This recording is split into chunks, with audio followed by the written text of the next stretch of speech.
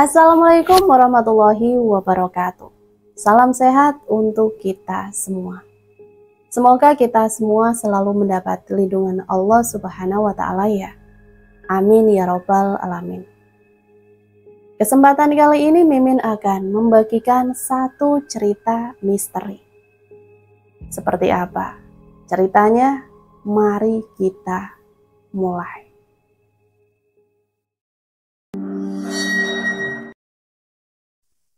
Anjani tak tahu pasti apa arti bahagia. Ia pernah bertanya pada dirinya sendiri saat duduk memeluk lutut di sudut dapur yang basah. Apakah bahagia itu bentuk kue atau bau harum seperti nasi panas dan tempe goreng, atau mungkin suara tawa yang tidak pernah ia dengar dari mulut ibunya? Ia tidak tahu. Yang ia tahu, dunia selalu dingin dan gelap meski matahari bersinar terang di luar rumah. Bahkan ketika siang datang, bayangan di rumahnya tak pernah benar-benar pergi. Baru berumur 8 tahun, tapi pundaknya sudah terasa berat seperti orang dewasa. Ia sudah bisa mengupas bawang, menyapu lantai yang lengket, menahan tangis saat dipukul, dan membaca raut wajah orang dewasa yang akan marah sebelum mereka membuka mulut. Ia belajar semua itu bukan karena ingin, tapi karena harus. Ayahnya biasanya pulang malam, kadang dalam keadaan mabuk, kadang tidak pulang sama sekali. Tapi malam-malam yang paling menakutkan adalah saat ia pulang, membawa bau arak dari mulutnya. Tangan kasar yang gatal mencari pelampiasan, dan mata merah menyala seperti binatang. Anjani tahu cara bersembunyi di bawah meja, di balik pintu, atau kadang di dalam lemari tempat tikus mati pernah membusuk. Tapi ibunya lebih sulit ditebak. Kadang wanita itu menangis sendiri di dapur, kadang menghabiskan waktu duduk menatap jendela. Matanya kosong, seperti boneka yang kehilangan mata kacanya. Tapi seringkali ia marah, mencaci, mendorong, melempar piring, atau menarik rambut Anjani sambil mengumpat. "Kenapa kamu gak mati saja waktu lahir dulu, hah?" Anjani tak pernah menjawab. Ia hanya menggigit bibir, menahan suara. Setiap suara dianggap sebagai pembangkang, dan pembangkangan berarti hukuman. Kadang diguyur air dingin, kadang tak diberi makan. Pernah sekali ia dipaksa tidur di luar rumah beralaskan tikar yang bau tanah basah. Ia menggigil sepanjang malam, memeluk dirinya sendiri sambil berbisik pada bulan. "Aku anak baik, aku anak baik." Tak ada yang menjawab. Di sekolah Anjani juga tak bicara banyak. Teman-teman sekelasnya kadang menatap aneh saat melihat memar di lengan atau wajahnya. Tapi mereka hanya saling berbisik. Guru-guru juga tidak bertanya. Mereka lebih sering menyuruhnya diam atau menyuruh pulang lebih awal karena baju seragamnya kotor atau sobek. Dunia bagi Anjani adalah tempat di mana suara kecil seperti miliknya tidak penting, tidak cukup keras untuk didengar. Suatu hari Anjani memecahkan gelas di dapur. Tangannya gemetar saat mencoba menyusun piring. Gelas itu terjatuh dan pecah. Suara pecahannya membuat rumah jadi sunyi. Terlalu sunyi. Ia berdiri terpaku, jantungnya berdetak cepat.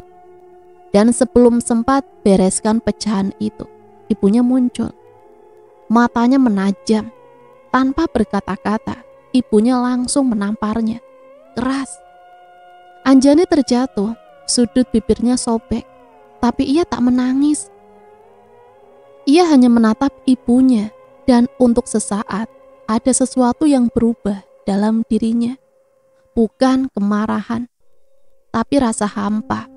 Seperti ruang kosong yang mulai terbuka pelan-pelan. "Beresin!" bentak ibunya. "Dan kalau satu lagi pecah, kamu tidur di gudang." Gudang, kata itu membuat tengkuk Anjani merinding. Ia belum pernah dikurung di sana, tapi ia tahu betapa gelap dan lembabnya ruangan itu. Tempat ayam menyimpan alat bertani yang berkarat. Tempat tikus beranak pinak dan jaring laba-laba menggantung di langit-langit. Ia pernah sekali masuk ke sana untuk mencari ember dan keluar dengan tangan penuh luka goresan dan tubuh bergetar. Tapi malam itu Anjani tak diizinkan masuk ke kamarnya. "Kamu bikin aku malu," teriak ibunya. "Pakai baju itu terus ke sekolah. Dasar anak miskin, malu-maluin." Anjani tidur di lantai dapur. Tidak ada bantal, tidak ada selimut. Cuma tubuh kecilnya yang mulai terbiasa dengan rasa lapar dan dingin. Ia memandangi atap, menghitung jaring laba-laba yang menggantung, dan berusaha berpura-pura berada di tempat lain. Mungkin di rumah dengan dinding bersih, dengan suara musik, atau mungkin tempat di mana anak-anak takut pulang. Kadang dalam tidurnya, Anjani bermimpi jadi burung. Ia terbang tinggi di atas sawah, melintasi gunung, dan melihat rumahnya dari langit. Tapi ia tak pernah turun. Dalam mimpinya rumah itu mengecil hingga menghilang, dan ia merasa bebas. Tapi pagi datang, dan mimpi selalu pecah. Ketika ayahnya pulang, Anjani melihat mata itu lagi. Mata yang tidak melihat dirinya sebagai anak, tapi sebagai sesuatu yang bisa dihancurkan. Dan ibunya hanya duduk menyalakan rokok. Tak peduli bau asap dan alkohol adalah bau rumah ini. Anjani sudah terbiasa. Yang tidak terbiasa adalah sunyi yang tumbuh di dadanya. Sunyi itu seperti benih yang pelan-pelan menjalar, membungkus hatinya dengan akar-akar dingin. Anjani belum tahu namanya dendam, tapi ia tahu rasanya tidak dicintai. Ia tahu bagaimana rasanya menunggu seseorang datang, memeluk dan mengatakan, "Kamu aman sekarang." Tapi tak pernah ada. Hari-hari berlalu seperti cuaca buruk yang tak kunjung reda. Kadang hujan, kadang petir, kadang angin kencang yang melempar genteng rumah. Tapi tak pernah cerah. Anjani berhenti berharap. Ia mulai memendam kata-kata. Ia menyimpan semua rasa di dalam dada yang kecil, diikat tulang rusuk yang kurus. Ia bahkan berhenti berdoa karena tampaknya Tuhan pun enggan menengok rumah seperti ini. Namun pada suatu malam, ketika bulan mengintip dari balik awan kelabu, Anjani duduk sendirian di belakang rumah. Angin membawa bau tanah dan suara jangkrik. Ia menatap langit dan berkata pelan, "Kalau aku hilang, ada yang cari enggak ya?" Tak ada yang menjawab, tapi di dada kecilnya sesuatu mulai tumbuh. Bukan harapan, tapi sesuatu yang lebih gelap, lebih dalam, dan lebih diam. Hari itu hujan deras, petir sesekali menyambar, membuat jendela bergetar, dan langit tampak seperti robek. Tapi bukan suara hujan yang paling menakutkan bagi Anjani. Bukan pula gelegar petir, melainkan suara ibunya yang membuka pintu gudang, lalu mendorong tubuh kecilnya masuk ke dalam ruangan gelap itu. "Biarin aja di sana, biar kapok." Suara ibunya tajam, seperti pecahan kaca. "Jangan dibukain, sampai aku bilang." Pintu menutup terkunci. Dunia berubah jadi gelap pekat. Tidak ada jendela, tidak ada cahaya. Hanya bau kayu tua, kotoran tikus, dan karat besi. Anjani membeku di tempatnya berdiri. Kakinya gemetar. Ia ingin menangis, tapi bahkan tangis pun tak terasa. Percuma. Ia tahu tak akan ada yang mendengar, dan kalaupun terdengar, tak akan ada yang peduli. Gudang itu tak besar, lantainya tanah sebagian sudah lembab dan berlumpur.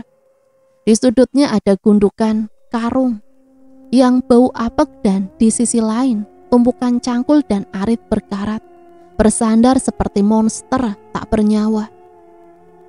Udara di dalamnya lembab, pengap, dan mati. Tak ada angin, tak ada nafas selain milik Anjani sendiri. Ia menyusup ke belakang karung, memeluk lututnya, dan duduk diam menunggu. Mungkin ibunya hanya akan mengurungnya sebentar. Mungkin ini hanya seperti hukuman-hukuman kecil lainnya. Tapi waktu berjalan dan pintu tak juga terbuka. Hari pertama Anjani mencoba tetap terjaga, tapi tubuhnya lelah. Ia tertidur dalam posisi duduk dan terbangun oleh suara tikus yang berlari cepat melintasi kakinya. Ia menjerit kecil, tapi langsung menutup mulutnya sendiri. Ia tak mau membuat suara. Ia takut ibunya akan makin marah. Hari kedua, rasa lapar mulai mencapik perutnya seperti hewan buas. Saat siang datang, secerca cahaya masuk dari celah kecil di dekat atap gudang. Cukup untuk membuatnya tahu bahwa ia benar-benar sendirian. Tak ada yang datang, tak ada suara dari rumah. Hanya langkah kaki sesekali. Suara sendok di dapur, lalu sunyi lagi. Malam hari, ibunya menyelipkan sesuatu dari bawah pintu. Sebungkus nasi basi. Anjani makan dengan tangan kotor. Tak peduli, lidahnya bahkan tak mampu membedakan rasa. Ia hanya tahu perutnya sakit jika tak diisi. Hari ketiga, suara-suara mulai bermunculan. Bukan dari luar, tapi dari dalam dirinya sendiri. Ada suara kecil yang berbisik di kepalanya. Kalau kamu mati, kamu hilang, mereka justru senang. Kenapa kamu masih berharap? Anjani menutup telinganya, menunduk, mengguncang tubuhnya sendiri. Tapi suara itu tidak pergi. Ia sadar itu bukan suara orang lain, itu suaranya sendiri.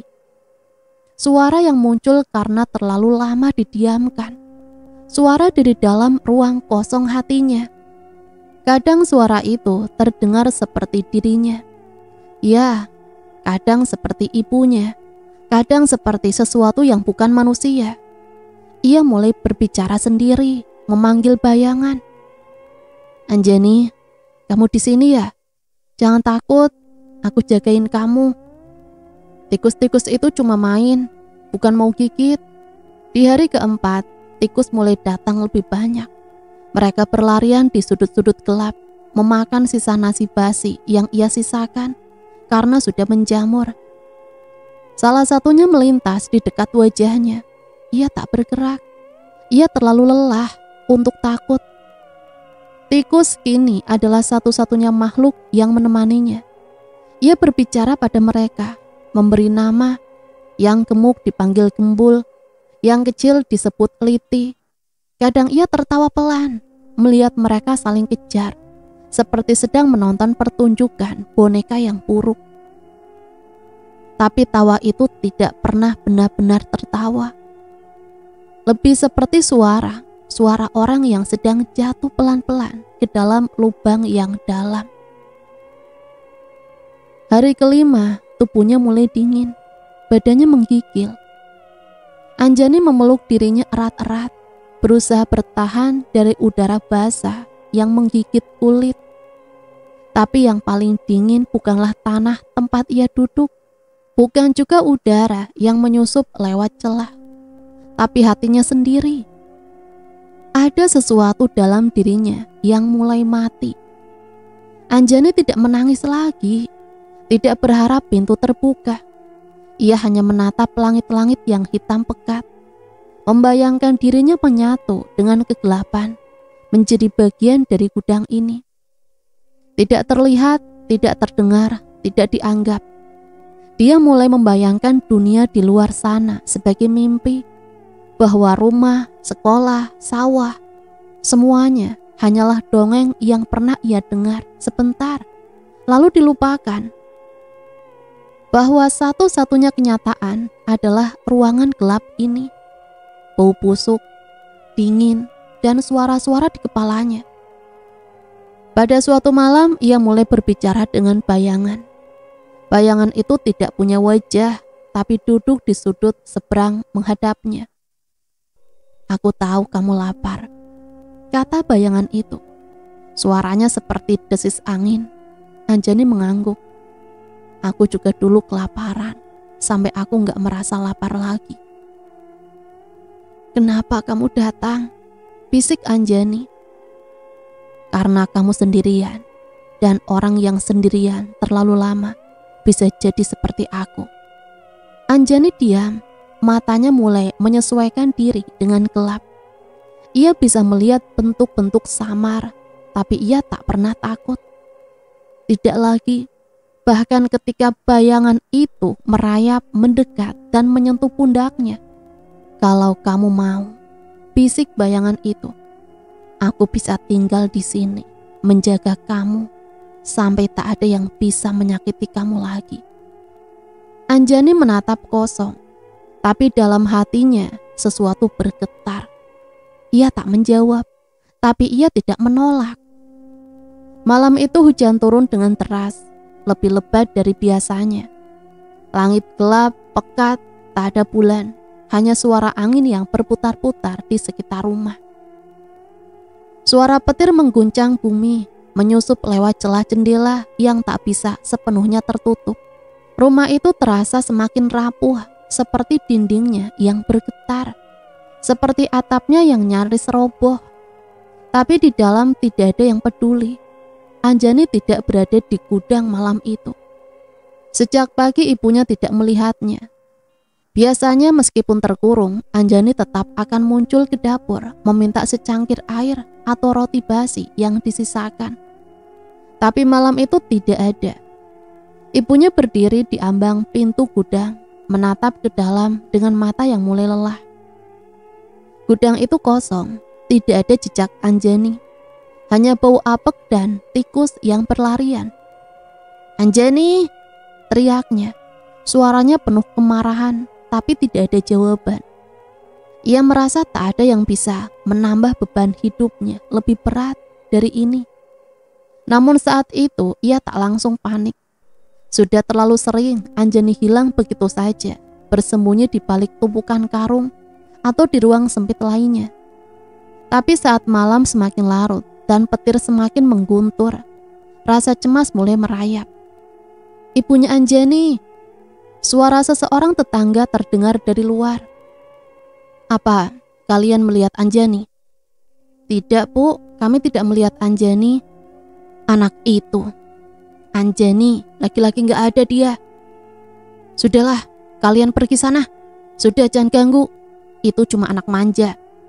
Tetangga-tetangga lainnya mengangguk dan kembali ke rumah masing-masing. Mereka tidak terlalu peduli. Mereka tahu tak ada yang lebih mengganggu di desa ini selain Anjani. Suara tangisannya yang selalu menggaung di malam hari. Kecemasan ibunya yang tak pernah berhenti. Dan perilaku anak itu yang semakin tak bisa dipahami. Semua orang sudah lelah. Namun pagi datang dan Anjani tak juga kembali.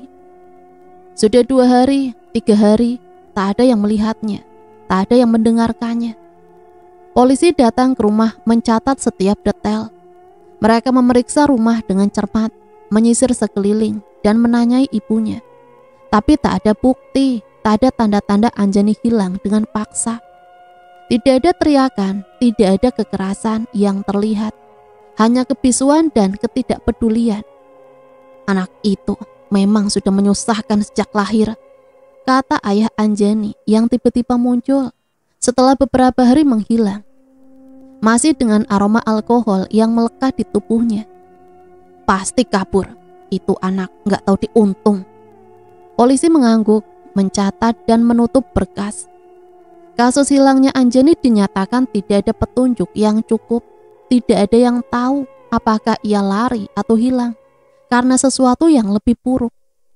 Laporan pun ditutup.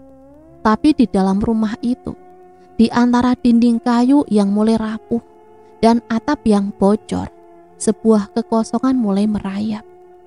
Ibunya tidak merasa kehilangan, hanya sedikit terganggu. Ia tidak mencari, tidak bertanya-tanya. Mungkin hanya sedikit lega karena anak itu tak lagi ada. Namun yang tak mereka ketahui adalah bahwa kepergian Anjani tak berarti ia pergi begitu saja. Sesuatu lebih gelap telah terlepas dari tubuh kecilnya. Kepergiannya tidak membawa ketenangan. Kepergiannya adalah kebangkitan sesuatu yang lebih menakutkan. Sesuatu yang telah lama terpendam dalam sunyi. Di malam kelima, sebuah kejadian aneh terjadi di rumah itu. Tiba-tiba suara pintu yang berderit terdengar, meski tidak ada angin yang menyentuhnya. Lama terdengar suara gemericik air dari arah dapur, seperti suara tetesan air yang jatuh di atas lantai. Padahal tidak ada yang bocor. Ibunya yang tengah tidur terbangun, merasa gelisah. Suara itu mengganggu tidurnya. Tidak ada yang aneh. "Ibu, ada yang aneh," bisik suaminya yang terbangun. "Apa itu?" "Ibu nggak tahu, mungkin tikus. Tapi suara itu kok nggak berhenti?" Petir kembali menyambar dan suara itu seolah semakin keras. Ketika ibunya melangkah keluar dari kamarnya, lampu dapur tiba-tiba mati. Hanya ada kegelapan yang menelan seluruh ruangan. Ia meraba-raba mencari saklar, tapi tidak ada apa-apa selain suara gemericik air yang semakin jelas. Di atas lantai ada sebuah tulisan samar, seperti diukir oleh sesuatu yang tak tampak. "Aku lapar." Ibunya menggigil. Ia menarik napas dalam-dalam, mencoba meyakinkan dirinya bahwa itu hanyalah imajinasinya yang terdistorsi oleh rasa cemas. Tapi tubuhnya mulai gemetar, jantungnya berdegup lebih cepat dari biasanya. Anaknya hilang, tapi ada yang lebih buruk, sesuatu yang tidak bisa ia jelaskan, sesuatu yang lebih dari sekedar anak yang tak lagi ada. Keesokan harinya, lebih banyak kejadian aneh, suara-suara tidak jelas, benda-benda bergerak tanpa sebab. Anjani tidak ada, namun bayangannya terus menghantui rumah itu di balik pintu, di balik jendela yang buram, dan di lantai yang basah. Mereka selalu menemukan tulisan, "Aku lapar." Rumor mulai tersebar cepat. Anjani, gadis kecil yang dulu terabaikan dan disia-siakan, kini seolah hidup kembali, bukan sebagai anak yang hilang, tapi sebagai sesuatu yang lebih mengerikan. Arwahnya yang terbengkalai dalam penderitaan dan kelaparan, kini menuntut balas, tidak hanya pada ibu dan ayahnya, tapi pada siapa saja yang pernah menutup mata terhadap penderitaannya. Namun tak ada yang menyangkal bahwa kekuatan itu akan terus tumbuh. Perlahan dari setiap sudut desa, bayangan kecil itu mulai muncul, seperti mimpi buruk yang tidak bisa dilupakan, mengingatkan bahwa terkadang arwah yang paling menakutkan adalah arwah yang terlupakan. Pagi itu seperti biasanya, desa itu terbungkus dalam kabut tipis yang tergantung rendah di antara sawah-sawah yang terbentang. Di balik daun-daun pohon yang basah oleh embun, seolah tak ada yang berubah sejak dulu. Pagi itu seperti pagi lainnya. Hidup berjalan seperti biasa. Tidak ada yang menyangkal bahwa ketenangan itu akan segera retak, disusupi oleh bayangan-bayangan yang mulai menari-nari di balik pintu rumah, dan suara-suara yang tak pernah dijelaskan. Tapi bagi mereka yang tinggal di desa itu, hal-hal aneh mulai bermunculan satu persatu. Awalnya tak banyak yang menganggapnya serius, hanya gangguan kecil yang bisa dipahami oleh orang-orang dengan cara yang sangat sederhana, kerusakan atau kebetulan belaka. Namun semakin lama semakin banyak kejadian yang tak bisa dijelaskan dengan alasan logis. Di rumah Pak Darto, seorang petani yang sudah lama tinggal di desa itu, ada sebuah lukisan tua yang tergantung di ruang tamu. Lukisan itu adalah gambar seorang wanita tua dengan ekspresi yang tampak sangat murung. Gambar itu sudah ada sejak dulu, entah siapa yang menggambarnya atau kapan tepatnya. Tak ada yang benar-benar peduli. Itu hanya lukisan biasa, seperti kebanyakan barang lama lainnya. Namun malam itu lukisan itu jatuh. Pak Darto terbangun ketika suara pecahan kaca terdengar begitu keras. Ia segera berlari ke ruang tamu dan menemukan lukisan yang sudah rusak terbengkalai di atas lantai. Kaca yang melindungi gambar itu pecah berkeping-keping. Tidak ada yang mencurigakan selain itu. Hanya beberapa serpihan kaca yang bisa dengan mudah disapu. "Istriku, ada apa ini?" Pak Darto bertanya, mencari penjelasan. Istrinya hanya menggelengkan kepala. "Mungkin angin, tapi aneh juga, tidak ada angin malam itu." Mereka berdua berpikir itu hanya kebetulan. Tapi beberapa malam setelahnya, hal serupa terjadi lagi. Kali ini di rumah Pak Suryo, tetangga mereka yang tinggal beberapa rumah dari mereka. Pak Suryo memiliki sebuah boneka kayu besar yang ia simpan di ruang tengah. Boneka itu sudah lama tidak disentuh. Hanya duduk diam di pojok ruangan seperti barang antik yang jarang sekali dipindahkan. Ia jatuh dari tempat duduknya. Posisi boneka itu tampak berubah, seolah ia bergerak dengan sendirinya. Pak Suryo terbangun, terkejut melihat boneka itu jatuh. Ia berlari menuju ruang tengah dan mendapati boneka tersebut tergeletak di lantai dengan ekspresi yang tampak lebih menyeramkan, seolah ia sedang menatap Pak Suryo dengan mata kosong. "Ini aneh," gumamnya pelan sambil memungut boneka itu dan menaruhnya kembali ke tempat semula. Tetangga-tetangga lainnya mulai mendengar cerita ini.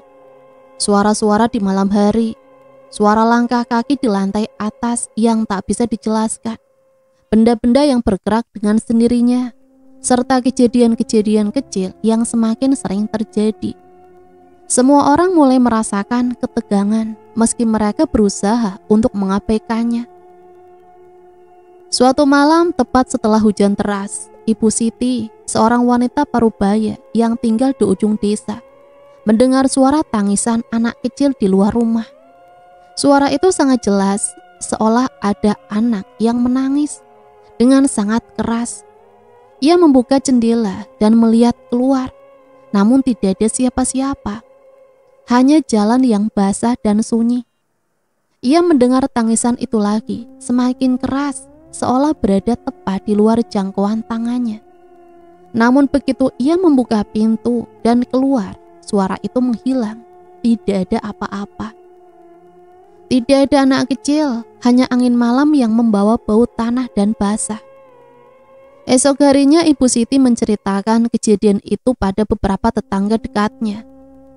"Malam tadi saya dengar suara anak kecil menangis di depan rumah. Awalnya saya kira anak saya yang sedang tidur, tapi suaranya tidak datang dari rumah saya." Tetangga-tetangganya terdiam, saling memandang. "Mungkin cuma halusinasi. Hujan kadang membuat kita mendengar suara-suara aneh," jawab Pak Joko, seorang pria yang bekerja sebagai tukang kayu. Namun beberapa minggu setelah itu, Ibu Siti kembali mendengar suara yang sama. Bahkan lebih sering setiap malam. Suara tangisan itu datang dari luar rumah. Dan lebih mengganggu lagi, suara itu datang dari arah yang berbeda setiap kali ia mendengarnya. Kadang dari depan, kadang dari samping rumah. Ia merasa seperti ada sesuatu yang mengawasinya, mengikutinya setiap malam. Tetapi semua orang tetap menganggapnya sebagai halusinasi. Setiap kejadian yang tidak bisa dijelaskan selalu dibantah dengan alasan yang masuk akal. Kelelahan, angin, atau hanya kebetulan belaka. Mereka tidak ingin berpikir lebih jauh. Mereka tidak ingin percaya bahwa ada sesuatu yang tak tampak yang menyusup di balik kehidupan mereka yang tampak damai. Namun lama-kelamaan, perasaan cemas itu semakin menebal. Ketegangan mulai terasa di antara mereka. Anak-anak desa mulai berbicara tentang sosok kecil yang mereka lihat berdiri di tengah jalan saat malam hari. Seorang gadis kecil dengan gaun putih sobek dan rambut yang berantakan. Namun ketika mereka memanggilnya, gadis itu akan menghilang secepat bayangan yang tertiup angin. Mereka hanya menceritakannya kepada teman-teman mereka tanpa ada yang berani mengungkapkan ke orang tua mereka. Namun cerita itu mulai berkembang. Ada yang mengatakan gadis itu adalah roh seorang anak yang meninggal kelaparan di masa lalu. Ada yang bilang ia adalah hantu yang menginginkan balas dendam. Tapi tidak ada yang benar-benar tahu. Tidak ada yang benar-benar peduli, kecuali mereka yang merasa terancam oleh ketidakjelasan itu, oleh suara-suara yang semakin mengganggu, oleh bayangan-bayangan yang semakin sering muncul di sudut-sudut rumah yang mereka kenal sejak dulu. Suatu malam ketika hujan turun lagi, suara tangisan itu terdengar lebih jelas dari sebelumnya, lebih keras, lebih dekat. Dan kali ini suara itu tidak hanya mengganggu tidur mereka, tapi seolah-olah mengingatkan mereka akan sesuatu yang lebih gelap. Sesuatu yang telah lama terlupakan, yang kini kembali bersembunyi di balik bayangan, menunggu untuk menuntut balas. Dan dari balik bayangan itu, mereka mulai menyadari, mungkin mereka salah, mungkin mereka telah lama menutup mata terhadap sesuatu yang telah mengerikan daripada yang bisa mereka bayangkan. Pagi itu desa terlihat lebih sunyi dari biasanya. Tidak ada kabut yang menggantung di atas sawah seperti biasanya. Hanya langit biru yang terhampar tanpa awan. Mungkin ini adalah salah satu dari banyak hari di mana orang-orang merasa biasa saja, seolah tidak ada yang mengancam ketenangan mereka.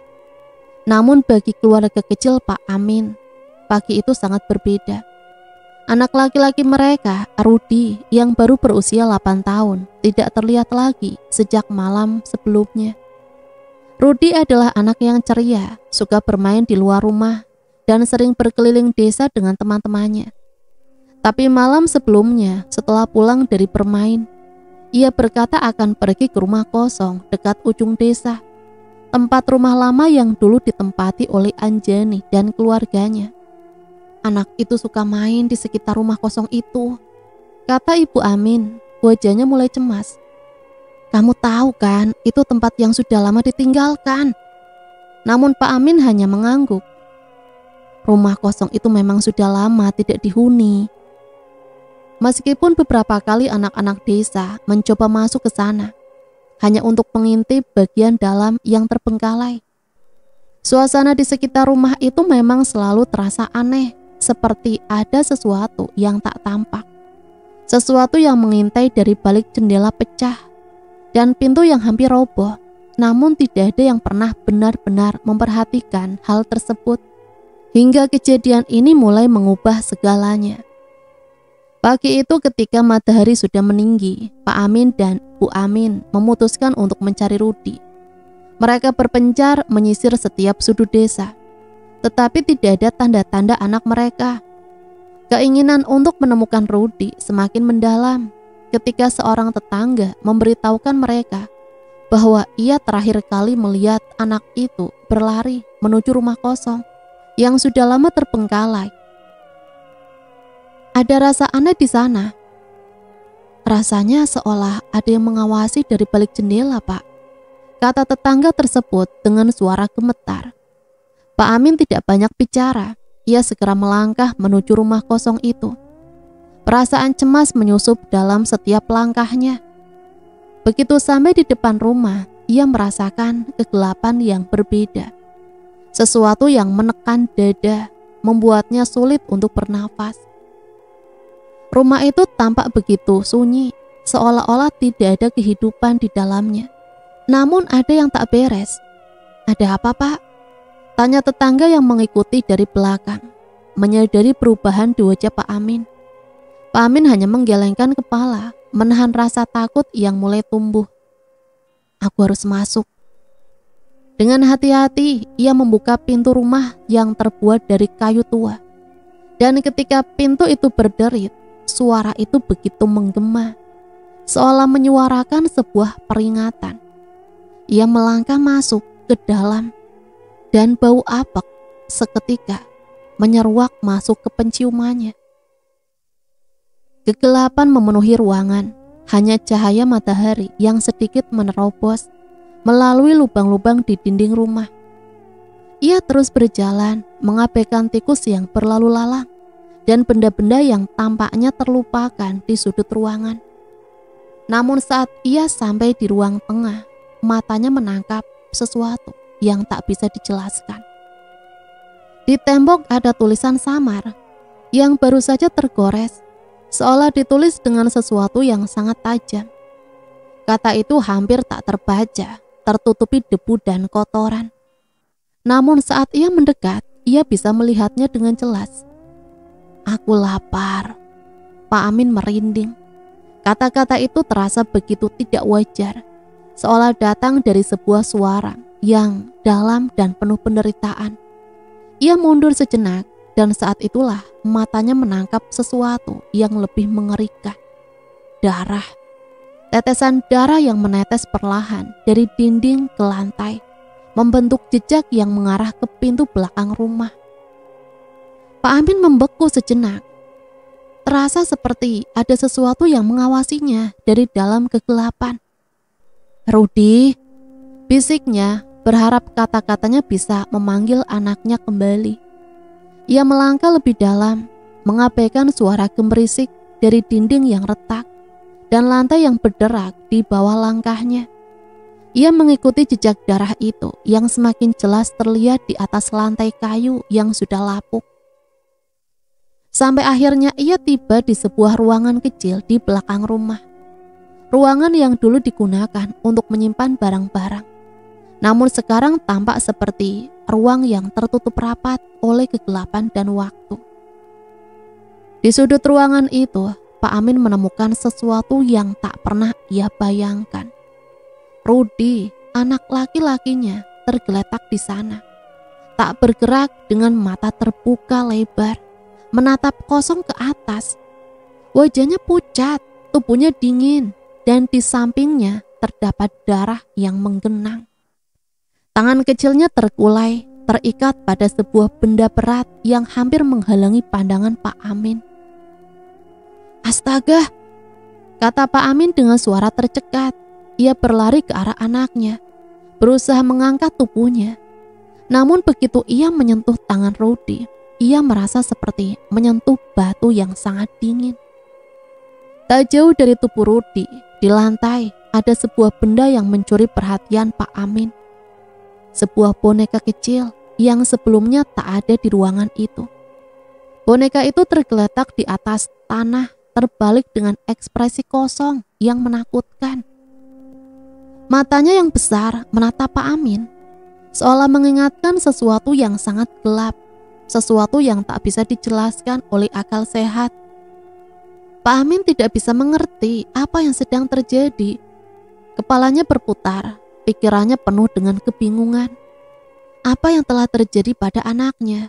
Bagaimana bisa ia ditemukan di sini, di tempat yang terabaikan ini? Ia segera mencoba mengangkat Rudi dan membawa anaknya keluar. Namun langkahnya terhenti saat ia mendengar suara gemerisik di belakangnya. Suara itu sangat jelas, seperti langkah kaki yang pelan mendekat ke arahnya. Pak Amin menoleh dan di sana, di balik kegelapan, ada sebuah bayangan kecil yang berdiri diam. Gaun putih yang robek, rambut panjang yang kusut, dan mata kosong yang menatapnya dengan penuh penderitaan. "Anjani?" Pak Amin berbisik dengan gemetar mengenali sosok itu. Bayangan itu tetap diam, hanya menatap Pak Amin, seolah memberikan pesan yang tak bisa diungkapkan dengan kata-kata. Tanpa berpikir panjang, Pak Amin berlari keluar dari rumah membawa Rudi yang masih tak sadarkan diri, berharap semuanya hanya mimpi buruk yang akan segera berlalu. Namun malam itu, desa tidak lagi sama. Kejadian-kejadian aneh yang sebelumnya dianggap halusinasi kini semakin nyata, semakin mengancam. Kejadian ini mengingatkan semua orang bahwa terkadang ada sesuatu yang sangat nyata yang tidak bisa mereka lihat, sesuatu yang mungkin telah lama terabaikan. Setelah bertahun-tahun hidup bersama laki-laki yang tak pernah bisa memberikan kebahagiaan, setelah berbulan-bulan menahan kebencian yang tersembunyi di dalam hatinya, akhirnya Ibu Anjani tinggal sendiri. Rumah yang dulu dipenuhi dengan teriakan dan pertengkaran sekarang terasa sepi. Kehilangan suami yang mabuk dan penjudi, serta anak yang tak pernah dianggapnya lebih dari sekedar beban, membuatnya merasa seperti orang yang terlepas dari masa lalu yang penuh kesalahan. Namun ketenangan itu tidak berlangsung lama. Seiring berjalannya waktu, Ibu Anjani mulai merasakan sesuatu yang mengganggu. Meskipun ia berusaha menepisnya sebagai halusinasi. Setiap malam ketika lampu di rumah itu padam dan hanya cahaya bulan yang masuk melalui jendela, ia mulai merasakan ada yang mengawasinya. Dan semakin hari, pengawasan itu semakin nyata. Di tengah malam yang sunyi, Ibu Anjani duduk di kursi kayu tua di ruang tamu, menatap kosong ke depan. Tangannya gemetar memegang secangkir teh yang sudah lama dingin, tetapi ia tidak merasakannya. Di luar, suara angin yang berdesir di antara daun-daun pohon memberikan suasana yang tenang, seolah dunia luar sama sekali tidak peduli dengan apa yang sedang terjadi di dalam rumah itu. Namun di dalam rumah ada sesuatu yang tak bisa ia abaikan.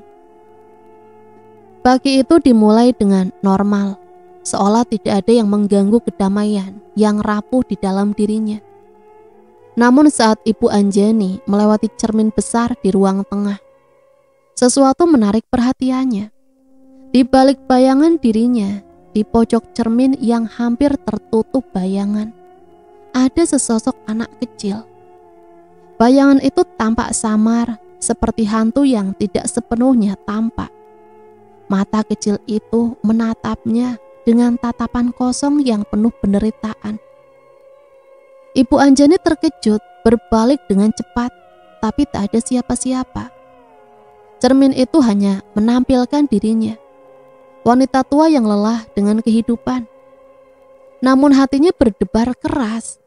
Bayangan itu terlalu nyata, terlalu jelas untuk diabaikan begitu saja. Ia berusaha menenangkan dirinya, membujuk diri bahwa itu hanya permainan cahaya dan efek dari bayangannya sendiri. Tidak, ini hanya pikiranku. Gumamnya pada diri sendiri, berusaha menyingkirkan ketakutannya. Tetapi dalam benaknya, suara itu terus berbisik, mengingatkannya akan sesuatu yang telah ia lupakan. Malam berikutnya, kejadian yang sama terjadi. Ibu Anjani sedang duduk di tempat tidurnya, menatap keluar jendela, saat ia merasa ada sesuatu yang bergerak di cermin besar yang terletak di sudut kamar. Kali ini bayangan itu tidak hanya tampak samar, tetapi bergerak. Bayangan seorang anak kecil yang memandangnya dengan mata kosong yang mengerikan. Ia merasa darahnya membeku. Ia tak bisa bergerak, tak bisa berteriak. Bayangan itu tidak hilang. Saat itu suara yang sejak lama terpendam dalam dirinya mulai terdengar lagi. Anjani, berbisik seolah memanggil anaknya yang hilang. Seiring dengan bisikan itu, kenangan buruk yang telah lama terkubur kembali muncul di permukaan. Ketika malam tiba, Ibu Anjani tidak bisa tidur. Mimpi buruk datang menghantuinya, lebih buruk dari sebelumnya. Dalam mimpinya ia melihat dirinya sendiri di dalam gudang tua, menatap anak kecil yang terkurung di sana. Mata anak itu kosong, kelaparan dan penuh dendam. Tangan Anjani yang terikat mengulurkan tangan kecilnya meminta pertolongan. Tetapi dia hanya berdiri diam, tidak bisa bergerak, tidak bisa menolong. Mimpi itu berulang setiap malam. Ia terbangun dengan napas terengah-engah. Tubuhnya basah oleh keringat dingin. Setiap kali ia menutup matanya, bayangan itu muncul kembali. Bayangan anak yang kelaparan dan menatapnya dengan mata yang tidak pernah bisa dilupakan. Bayangan itu semakin jelas, semakin nyata, dan semakin sulit untuk disangkal. Hari-hari berlalu dan semakin sering Ibu Anjani melihat bayangan itu di cermin. Bahkan saat ia berada di luar rumah, saat berjalan di jalanan, sepi desa, ia merasakan mata itu mengikutinya. Setiap kali ia menoleh, bayangan itu menghilang, seolah hanya ada di pikirannya. Tetapi semakin lama, ia tidak bisa lagi membedakan apakah itu nyata atau hanya halusinasi. Suatu malam saat tengah duduk sendirian di ruang tamu yang gelap, Ibu Anjani mendengar suara langkah kaki. Langkah itu pelan, namun jelas terdengar semakin mendekat. Ia menoleh dengan cepat, berharap itu hanya suara angin. Tetapi di sana, berdiri di pintu, adalah bayangan itu. Bayangan anak kecil dengan gaun sobek dan mata kosong. Bayangan itu mengarahkan pandangannya kepadanya. Dan meskipun tidak ada suara yang keluar dari mulutnya, Ibu Anjani bisa merasakan penderitaan yang mendalam. "Anjani," bisik Ibu Anjani. Suara yang hampir tak terdengar. Namun bayangan itu tetap diam, hanya berdiri di sana. Tangan kecilnya terulur, seolah meminta sesuatu yang tak bisa diberikan. Ibu Anjani merasakan hatinya terhimpit, terbebani oleh rasa bersalah yang tak bertanggung jawab. Dengan tubuh gemetar, ia akhirnya membungkuk dan meraih bayangan itu, mencoba mengangkatnya. Tapi begitu ia menyentuh tangan kecil itu, bayangan itu menghilang, lenyap, seperti asap yang tertiup angin. Yang tersisa hanyalah keheningan yang lebih berat daripada sebelumnya. Ibu Anjani duduk terpuruk di lantai, menangis dengan suara yang tak bisa ditahan lagi. Semua pengakuan yang selama ini terkubur dalam hatinya akhirnya meledak. "Iya, aku pernah berharap dia mati," bisiknya. Suaranya serak oleh air mata yang tak henti-hentinya jatuh. "Aku benci dia. Aku benci melihatnya menderita. Aku benci melihatnya menuntut perhatian yang tak pernah bisa aku berikan. Aku berharap dia pergi. Berharap dia hilang agar hidupku bisa tenang. Agar aku bisa hidup tanpa beban. Tapi sekarang aku menyesal." Tangisan itu semakin dalam, seperti sungai yang tak bisa dibendung lagi. Pengakuan itu keluar dari mulutnya, mengalir seperti air yang telah lama terperangkap di dalam dirinya. Dia tidak bisa melupakan apa yang telah ia lakukan, apa yang telah ia pikirkan saat Anjani masih hidup. Keinginan untuk menyingkirkannya, untuk mengabaikan tangisan anaknya yang tidak pernah ia dengar.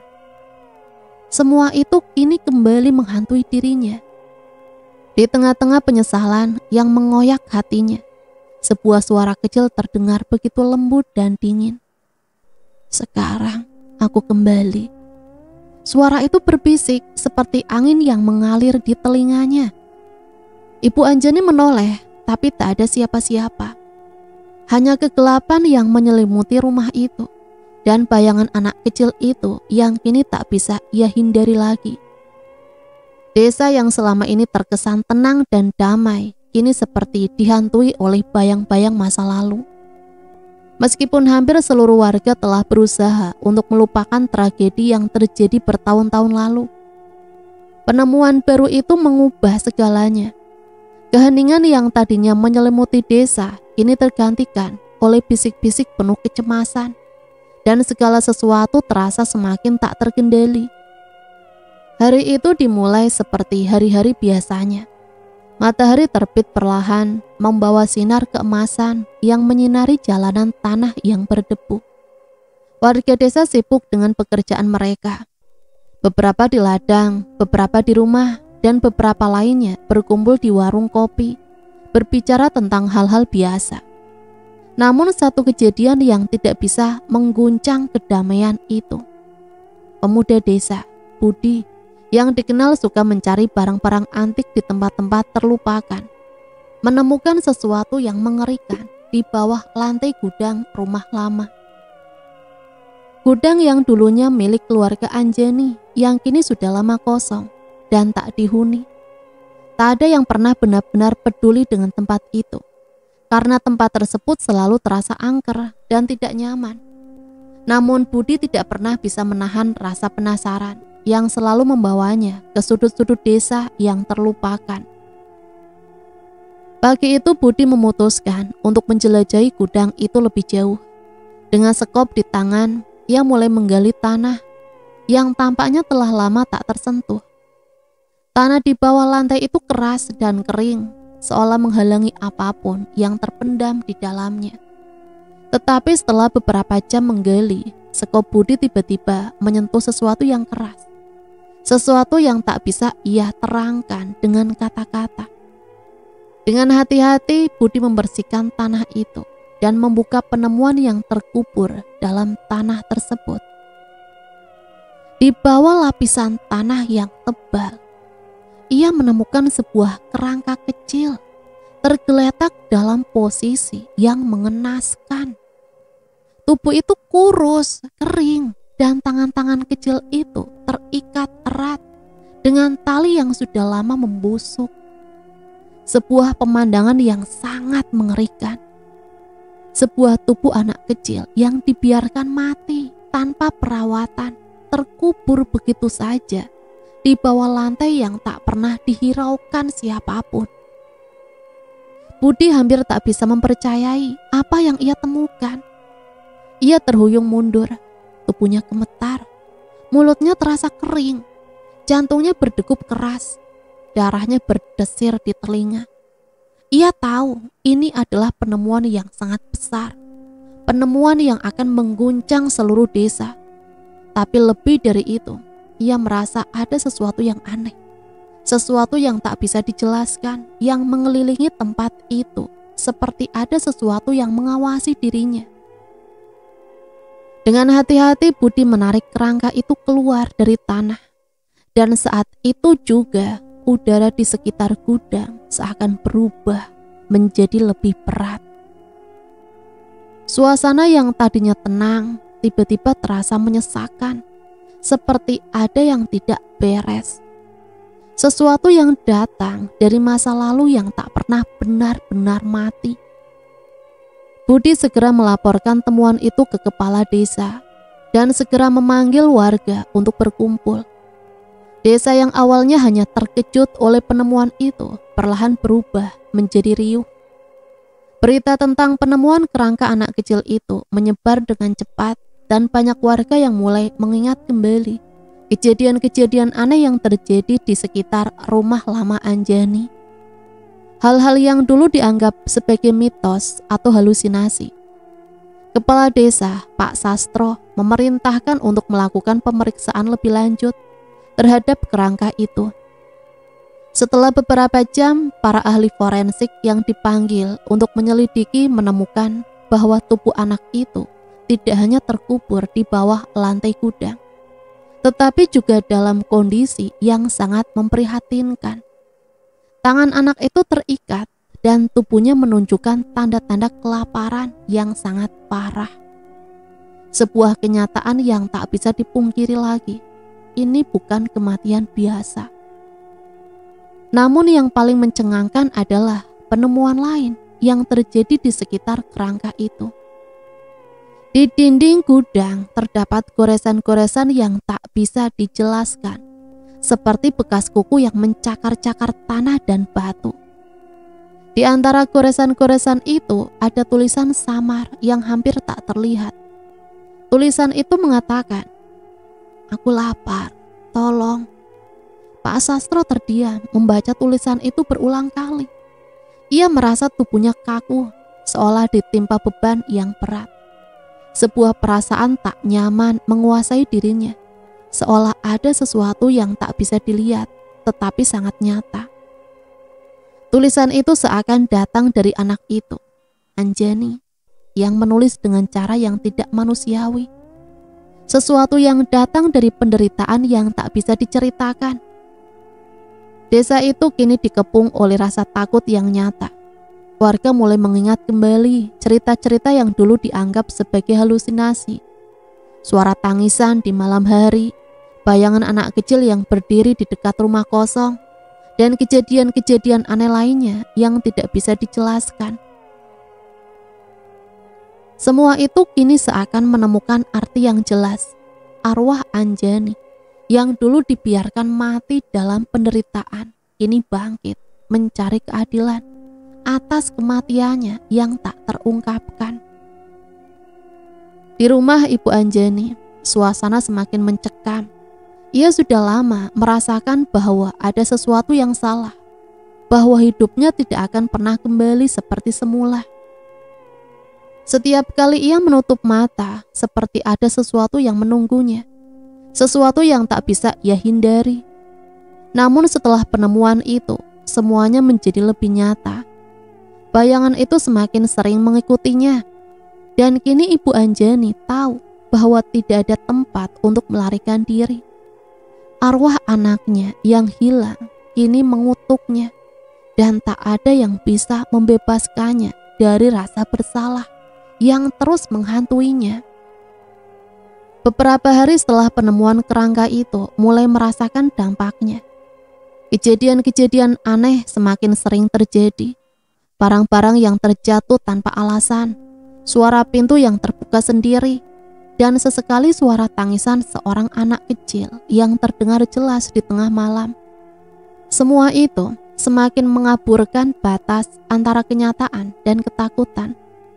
Pak Sastro yang sebelumnya tidak peduli terhadap cerita-cerita aneh, kini merasa bahwa ada sesuatu yang jauh lebih besar yang harus dihadapi. Ia memanggil seorang dukun untuk melakukan ritual pengusiran. Tetapi dukun itu pun merasakan kehadiran yang sangat kuat, sesuatu yang tak bisa oleh ritual biasa. Ini bukan hanya tentang mengusir roh, kata dukun itu dengan suara serak. Ini tentang membayar dosa yang telah lama terpendam. Arwah itu tidak akan tenang sampai keadilan ditegakkan. Malam itu desa kembali diliputi ketegangan. Arwah Anjani kini tidak bisa lagi ditahan.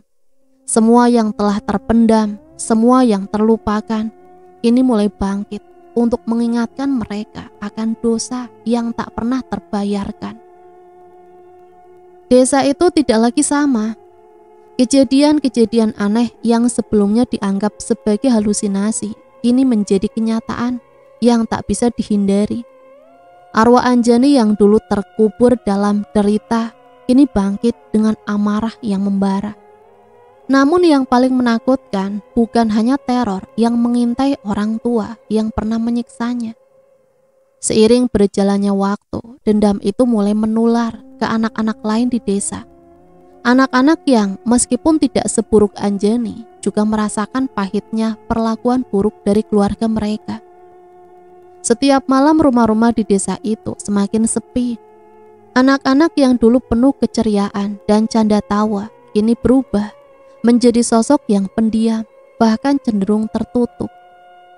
Mereka lebih sering menghabiskan waktu sendiri, menghindari pertemuan dengan teman-teman mereka yang dulu akrab.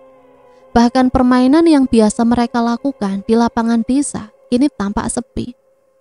Hanya sedikit anak yang keluar rumah. Di sekolah perubahan itu lebih nyata. Heru, salah satu anak yang dulunya ceria, kini selalu terlihat termenung. Matanya sering melamun, seperti sedang memikirkan sesuatu yang gelap dan berat.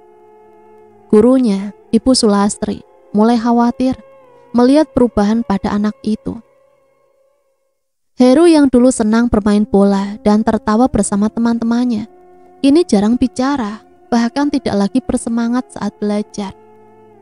Apa yang terjadi, Her? Tanya Ibu Sulastri pada suatu pagi saat melihat Heru duduk termenung di sudut kelas. Matanya kosong menatap jendela. Kenapa kamu tidak bergabung dengan teman-temanmu? Heru hanya menggelengkan kepala. Bibirnya tersenyum kecil tapi kosong. Tidak ada yang bisa membahagiakan saya lagi, Bu. Suara yang nyaris tak terdengar. Ibu Sulastri merasa ada yang salah. Ia memanggil orang tua Heru untuk membicarakan masalah ini. Namun saat bertemu dengan ibunya, ia merasa semakin gelisah. Ibu Heru, seorang wanita yang keras, hanya mengangkat bahu dan berkata, "Heru memang pemurung sejak kecil, tidak ada yang aneh." Namun Ibu Sulastri tahu bahwa ada sesuatu yang lebih besar yang sedang terjadi. Tidak hanya Heru, tetapi hampir semua anak-anak di desa mulai menunjukkan tanda-tanda perubahan. Seperti ada beban yang tak tampak di pundak mereka. Suatu ketegangan yang menyelimuti mereka. Mereka tak lagi tertawa seperti dulu. Mereka lebih sering duduk di sudut-sudut yang sepi. Tampak seperti orang yang tengah berjuang dengan sesuatu yang tak bisa mereka ceritakan. Perubahan itu juga dirasakan oleh Sari, teman Heru yang dulu selalu ceria dan penuh energi.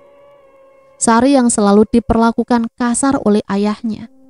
Seorang pria pemarah yang sering membentak dan memukulnya jika ia melakukan kesalahan kecil. Sekarang berubah menjadi anak yang lebih pendiam dan dingin. Bahkan di sekolah ia tak lagi berbicara dengan teman-temannya, seolah tidak ada minat lagi untuk bergaul. Pada suatu ketika Sari sedang berjalan pulang sendirian setelah latihan menari di balai desa. Ia merasakan sesuatu yang aneh. Tiba-tiba ia merasa ada yang mengikutinya, seperti ada bayangan yang melayang di belakangnya. Langkah kakinya semakin cepat, tetapi semakin ia berusaha menghindar, semakin dekat bayangan itu terasa. Tanpa sadar ia berlari ke rumah kosong, tempat Anjani dulu tinggal. Ketika sampai di depan pintu, ia berhenti. Nafasnya terengah-engah. Tubuhnya terasa dingin dan ada sesuatu yang merayap di dalam dirinya. Sesuatu yang tidak dimengerti, namun terasa sangat nyata. Tiba-tiba suara langkah kaki terdengar di belakangnya. Sari menoleh, namun tidak ada siapa-siapa. Hanya angin yang berhembus lembut.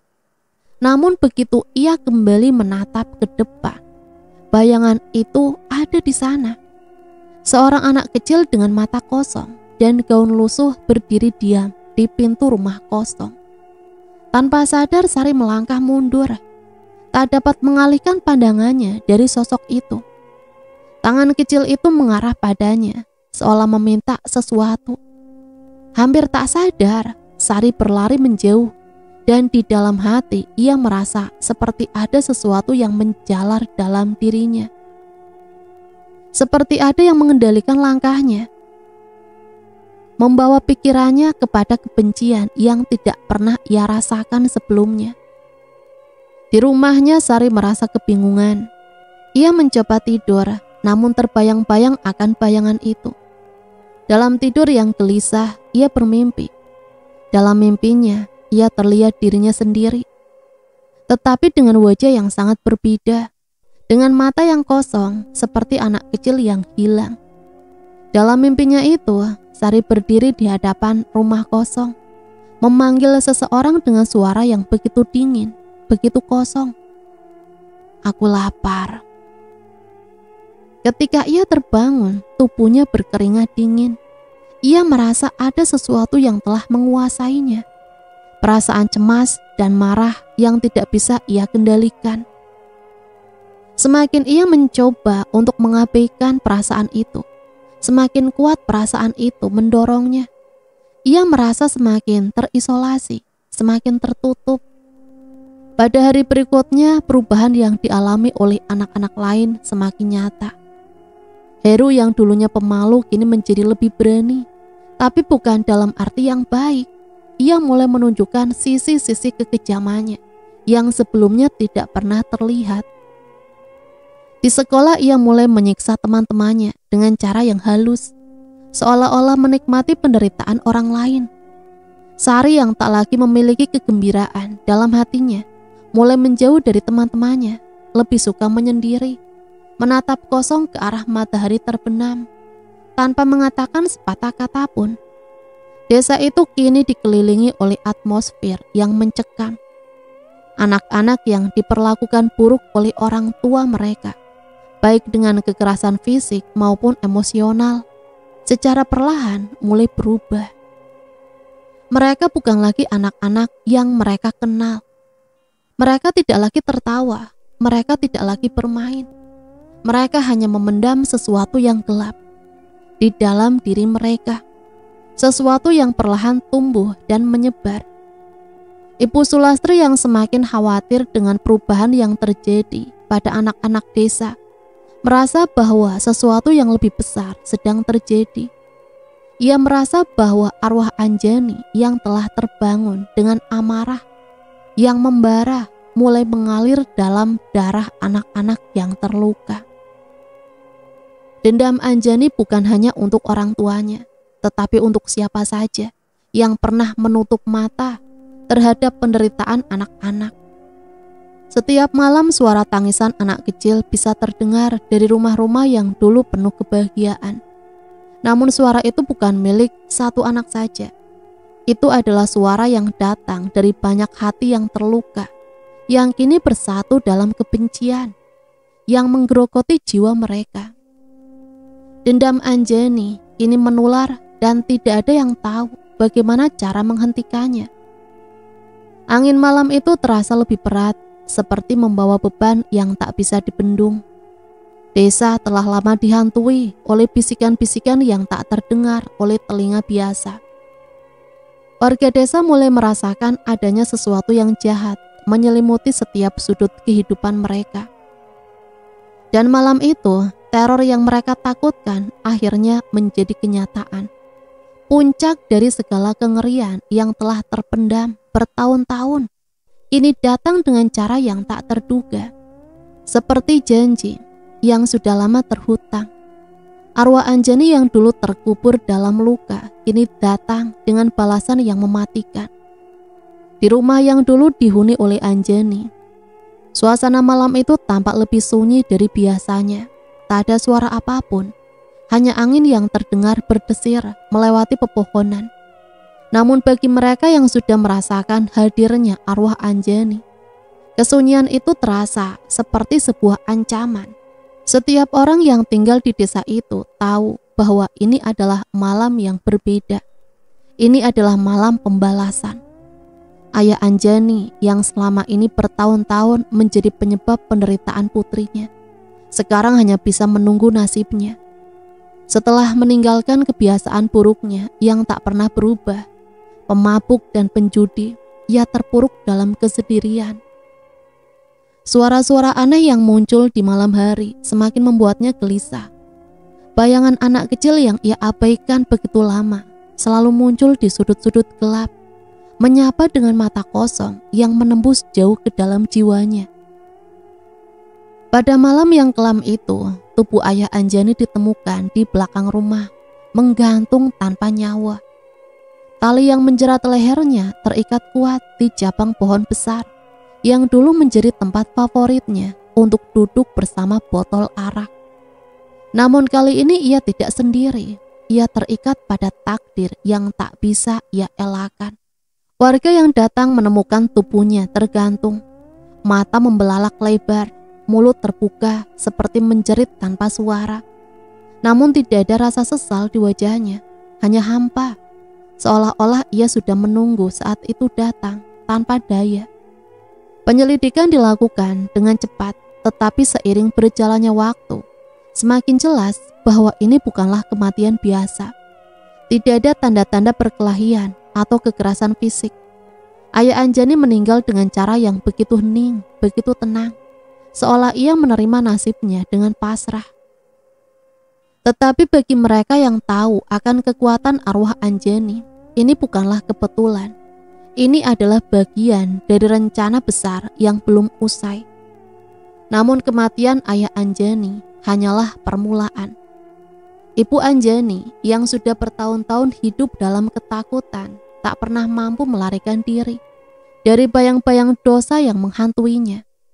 Setiap malam ia merasa seperti ada sesuatu yang mengawasi, sesuatu yang selalu berada di belakangnya. Mimpi buruk yang ia alami tak pernah berhenti. Wajah Anjani yang dulu rapuh kini berubah menjadi wajah yang menuntut balas. Ketika pagi datang, tubuh sang ibu ditemukan terkubur hidup-hidup di halaman belakang rumah. Tanah di sekitar tubuhnya terangkat, menunjukkan bahwa ia tidak mati dengan mudah. Ada bekas-bekas seperti tangan memberontak. Ditemukan di tanah yang masih lembab. Di sekelilingnya, beberapa helai rambutnya terlihat tersebar, seolah-olah dia berusaha untuk melawan. Berusaha untuk keluar, tapi tidak ada yang bisa membantunya. Namun yang lebih mengerikan adalah wajah Ibu Anjani yang tidak menunjukkan ketakutan sedikitpun. Matanya yang biasanya penuh kebencian kini tampak kosong. Tidak ada air mata, tidak ada teriakan. Ia mati dengan cara yang tak bisa dijelaskan. Tak ada yang tahu bagaimana tubuh itu bisa terkubur begitu rapat, tanpa ada yang melihat atau mendengar apa-apa. Warga desa terkejut, namun mereka juga merasakan sebuah kelegaan yang aneh. Seperti beban yang selama ini mereka pikul akhirnya terlepas. Meskipun mereka tahu ini hanyalah awal dari bencana yang lebih besar. Di malam yang sama, teror itu semakin meluas, seperti efek domino yang tak bisa dihentikan. Arwah Anjani tidak hanya mempengaruhi orang tuanya, tetapi juga mulai merasuki mereka yang pernah menutup mata terhadap penderitaannya. Mereka yang pernah berpura-pura tidak tahu, yang pernah berbalik arah saat anak kecil itu menangis. Kini mereka merasakan dampaknya. Di rumah-rumah yang dulunya penuh tawa, kini hanya ada kesunyian yang menyesakan. Setiap langkah kaki yang terdengar di malam hari semakin terasa berat, seolah-olah kaki itu terikat pada tanah yang tak pernah mau melepaskannya. Suara-suara tak kasat mata mulai terdengar lebih keras, dan bayangan-bayangan gelap yang bergerak di ujung mata mereka semakin nyata. Sementara itu di rumah kosong tempat Anjani dulu tinggal, beberapa orang mulai merasakan keanehan. Beberapa dari mereka merasa ada yang mengawasi mereka, sementara yang lain merasa seolah ada kekuatan yang menarik mereka untuk mendekat. Namun tak ada yang berani mengungkapkan perasaan itu dengan suara keras. Mereka tahu bahwa yang terjadi malam itu adalah akibat dari kekuatan yang lebih besar, sesuatu yang tak bisa mereka lawan. Dari balik jendela yang buram, mereka yang berani melihat akan melihatnya. Sosok anak kecil dengan gaun lusuh dan mata kosong berdiri di atas tanah yang basah. Senyumnya meskipun tak tampak jelas, terasa seperti senyum yang penuh dengan kebencian dan balas dendam. Sosok itu menatap mereka dengan penuh keinginan yang mengerikan. Keinginan untuk dihormati, untuk dihargai, dan untuk mendapatkan balasan atas penderitaan yang tak kunjung reda. Setiap orang yang melihatnya akan merasakan sesuatu yang aneh dalam diri mereka. Dendam Anjani yang seharusnya terkubur kini hidup dalam setiap denyut nadi di desa itu. Arwahnya tidak lagi terpenjara di alam kematian. Dia bebas, dan setiap malam dia akan kembali semakin kuat, semakin dekat. Namun meskipun kedua orang tuanya telah mati, Anjani belum merasa puas. Dendamnya tidak berhenti dengan kematian mereka. Arwah yang tak pernah diberi kesempatan untuk tenang kini menjadi bayangan yang tidak bisa dipadamkan. Dia datang untuk memastikan bahwa tidak ada yang akan pernah melupakan penderitaannya. Pembalasan Anjani masih jauh dari selesai. Waktu telah berlalu sejak kematian Anjani, namun tak satu orang pun di desa yang merasa aman. Arwah gadis kecil itu masih berkeliaran seperti bayangan yang tak bisa terhapus. Dan setiap malam semakin banyak orang yang melaporkan kejadian aneh. Rumah kosong tempat Anjani tinggal kini menjadi pusat dari segala ketakutan. Desa itu seolah terjebak dalam lingkaran kegelapan yang tak berujung. Desa yang mulai tak tahan dengan teror itu akhirnya memutuskan untuk melakukan sesuatu. Mereka mengirimkan seseorang dukun dari desa tetangga yang dikenal dengan kemampuannya untuk mengusir roh-roh jahat. Dukun ini terkenal sebagai sosok yang dihormati karena telah berhasil mengatasi berbagai kejadian mistis di daerah-daerah lain. Dukun itu yang bernama Kiwira tiba di desa dengan langkah penuh percaya diri. Wajahnya yang tua dengan kulit keriput dan mata yang tajam. membuatnya tampak seperti seseorang yang telah menghadap dunia spiritual lebih lama dari yang bisa dihitung orang. Ia datang dengan segala peralatan ritual, benang putih, dupa, air, dan lilin-lilin kecil yang menyala terang di tengah malam. Semua orang berkumpul di sekitar rumah kosong, menatap dengan penuh harapan, seolah-olah ritual itu adalah satu-satunya cara untuk menghentikan teror yang sudah begitu lama berlangsung.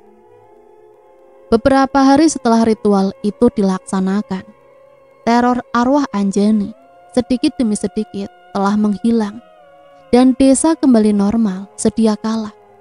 Dan cerita tentang hantu Anjani menjadi cerita turun-temurun di desa itu. Dan cerita selesai sampai di sini. Semoga cerita ini bisa menemani hari-hari teman-teman semua ya. Sampai di sini Mimin pamit undur diri, mohon maaf apabila banyak salah kata. Sampai berjumpa kembali di cerita-cerita misteri selanjutnya. Matur nuwun, wassalamualaikum warahmatullahi wabarakatuh.